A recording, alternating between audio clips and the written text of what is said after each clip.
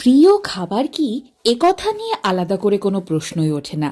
স্বপ্নেও আমি যাকে দেখি নাম তার বিরিয়ানি। এই বিরিয়ানি খাওয়ারও দু ধরনের মানুষ আছে। একদল যারা চামচ দিয়ে বিরিয়ানি খায়, যেমন আমার বর, এবং আর এক দল যারা প্রাণ দিয়ে বিরিয়ানি খায়, যেমন আমি।